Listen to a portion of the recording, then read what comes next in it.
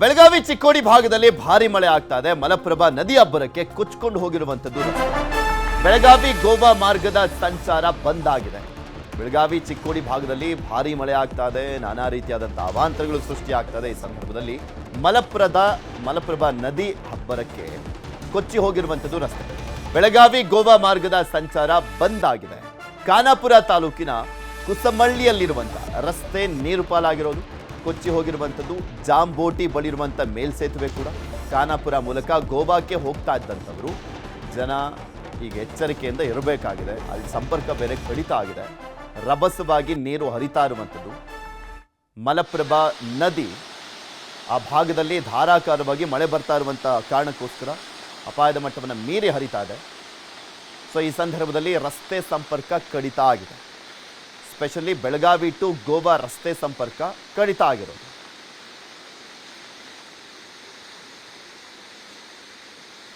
ಜಾಂಬೋಟಿ ಬಳಿ ರಸ್ತೆ ಕೊಚ್ಚಿ ಹೋದ ಬಗ್ಗೆ ನಮ್ಮ ಪ್ರತಿನಿಧಿ ಚಂದ್ರಕಾಂತ್ ಸುಗಂಧಿ ಅಲ್ಲೊಂದು ಪ್ರತ್ಯಕ್ಷ ವರದಿಯನ್ನು ಕೊಟ್ಟಿದ್ದಾರೆ ನೋಡೋಣ.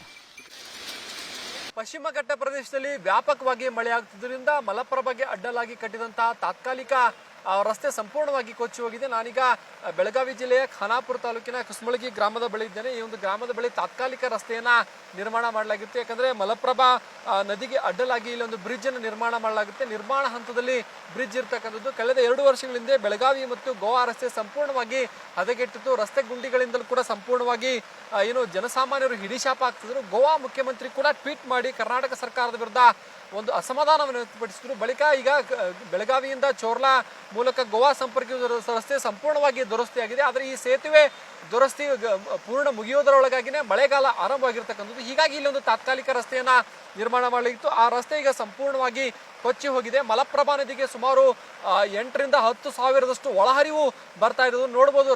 ರಭಸವಾಗಿ ಮಲಪ್ರಭೆ ಈಗ ಸದ್ಯ ಈ ಒಂದು ಕಸ್ಮಳಗಿ ಗ್ರಾಮದ ಬಳಿ ಹರಿತಕ್ಕಂಥದ್ದು. ಇದು ಮುಂದೆ ಹೋಗಿ ನವಿಲು ತೀರ್ಥ ಜಲಾಶಯವನ್ನು ಈ ನೀರು ಸೇರಲಿದೆ. ಹೀಗಾಗಿ ಏನು ಅಂದ್ರೆ ಈಗ ಬೆಳಗಾವಿ ಮತ್ತು ಗೋವಾ ನಡುವಿನ ರಸ್ತೆ ಸಂಪರ್ಕ ಸಂಪೂರ್ಣವಾಗಿ ಕಡಿತಗೊಂಡಿದೆ. ಕೇವಲ ಏನು ಅಂದ್ರೆ ಈಗ ಗೋವಾ ಪ್ರಯಾಣಿಕರು ಚೋರ್ಲಾ ರಸ್ತೆಯು ಕೂಡ ಬಂದಾಗಿದೆ. ಮತ್ತೊಂದು ಕಡೆ ಏನು ಅಂದ್ರೆ ಹಲಾತ್ರಿ ನಾಲಾ ಉಕ್ಕಿ ಹರಿದ್ರಿಂದ ಆ ಒಂದು ರಸ್ತೆಯು ಕೂಡ ಬಂದಾಗಿದೆ. ಕೇವಲ ರಾಮನಗರದ ಮೇಲೇ ಈಗ ಗೋವಾಗೆ ಪ್ರಯಾಣಿಸುವಂತ ಸ್ಥಿತಿ ಸದ್ಯ ನಿರ್ಮಾಣವಾಗಿರ್ತಕ್ಕಂಥದ್ದು. ಇನ್ನೂ 3-4 ತಿಂಗಳ ಕಾಲ ಈ ಒಂದು ಸೇತುವೆ ಪೂರ್ಣಗೊಳ್ಳಕ್ಕೆ ಬೇಕು. ಹಾಗಾಗಿ ಏನು ಈಗ ವಾಹನ ಸವಾರರು ಮತ್ತು ಗೋವಾ ಪ್ರವಾಸಿಗರು ಸಾಕಷ್ಟು ಪರದಾಡುವಂತ ಸ್ಥಿತಿ ಸದ್ಯ ನಿರ್ಮಾಣವಾಗಿರ್ತಕ್ಕಂಥದ್ದು. ಏನೋ ಬೆಳಗಾವಿಯಲ್ಲಿ ಕಳೆದ 1 ವಾರಗಳಿಂದ ಸುರಿತಿರುವಂತಹ ಮಳೆಗೆ ಅನೇಕ ಅವಾಂತರಗಳು ಸೃಷ್ಟಿಯಾಗಿವೆ. ಇನ್ನು ಮಳೆಗಾಲದ ಮೊದಲೇ ಈ ಒಂದು ಬ್ರಿಡ್ಜ್ ಅನ್ನ ಮುಗಿಸಬೇಕಿತ್ತು. ಆದರೆ ಬ್ರಿಡ್ಜ್ ಕಾಮಗಾರಿ ಮುಗಿದ ಹಿನ್ನೆಲೆಯಲ್ಲಿ ಈಗ ಪ್ರಯಾಣಿಕರು ಸಾಕಷ್ಟು ಪರದಾಡುವಂತ ಸ್ಥಿತಿ ಸದ್ಯ ನಿರ್ಮಾಣವಾಗಿರ್ತಕ್ಕಂಥದ್ದು. ರಾಷ್ಟ್ರೀಯ ಹೆದ್ದಾರಿ ಪ್ರಾಧಿಕಾರದಿಂದ ಈ ಒಂದು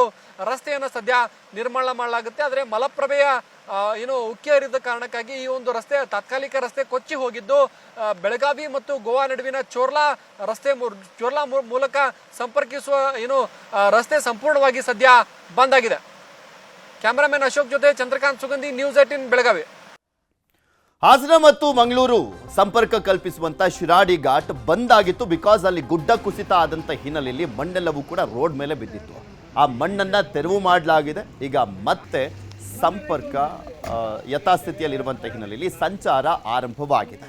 ಶಿರಾಡಿ ಘಾಟ್ ಏನು ಬಂದಾಗಿತ್ತು ಅಲ್ಲಿ ಮತ್ತೆ ಈಗ ಸಂಚಾರ ಆರಂಭವಾಗಿರುವಂಥದ್ದು. ಆ ದೃಶ್ಯಾವಳಿಯನ್ನು ಕೂಡ ನಿಮಗೆ ತೋರಿಸ್ತಾ ಇದ್ವಿ. ಗುಡ್ಡ ಕುಸಿತ ಹಿನ್ನೆಲೆಯಲ್ಲಿ ಮಣ್ಣೆಲ್ಲವೂ ಕೂಡ ರೋಡ್ ಮೇಲೆ ಬಂದಿತ್ತು. ಸೊ ಹೀಗಾಗಿ ಅಲ್ಲಿ ಸಂಚಾರ ಮಾಡುವಂಥದ್ದು ಒಂದು ಚಾಲೆಂಜ್ ಆಗಿತ್ತು. ಆ ಒಂದು ಸಂಚಾರ ಮಾಡಲಿಕ್ಕೆ ಚಾಲೆಂಜ್ ಆಗಿದ್ದು ಅಂದರೆ ಮಣ್ಣೆಲ್ಲವೂ ಕೂಡ ರಸ್ತೆ ಮೇಲಿತ್ತಲ್ಲ, ಆ ಕಾರಣಕ್ಕೋಸ್ಕರ ಆ ಮಣ್ಣೆಲ್ಲವನ್ನು ಕೂಡ ಈಗ ತೆರವು ಮಾಡಲಾಗಿದೆ.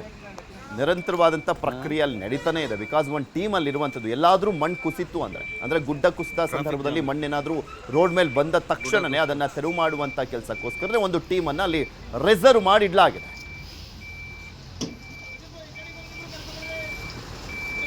ಈಗ ಶಿರಾಡಿ ಘಾಟ್ ಬಂದಾಗಿದ್ದಂಥ ಹಿನ್ನೆಲೆಯಲ್ಲಿ ಪರ್ಯಾಯವಾಗಿ ಚಾರ್ಮಾಡಿ ಘಾಟ್ ಮುಖಾಂತರ ಬೆಂಗಳೂರಿಗೆ ಆಗಿರ್ಬೋದು ಬೇರೆ ಕಡೆ ಏನು ಹೋಗ್ತಾ ಇದ್ರು ಶಿರಾಡಿ ಘಾಟನ್ನು ಅವಲಂಬಿಸಿದ್ರು, ಅವರೆಲ್ಲರೂ ಚಾರ್ಮಾಡಿ ಘಾಟನ್ನು ಅವಲಂಬಿಸಿದ್ರು ಈಗ ಪರ್ಯಾಯವಾಗಿ. ಸೊ ಶಿರಾಡಿ ಘಾಟ್ ಮತ್ತೆ ಓಪನ್ ಆಗಿರುವಂಥ ಹಿನ್ನೆಲೆಯಲ್ಲಿ ಈಗ ಶಿರಾಡಿ ಘಾಟ್ ಮುಖಾಂತರನೇ ದಕ್ಷಿಣ ಕನ್ನಡ ಜಿಲ್ಲೆಗೆ ಹೋಗ್ಬೋದು.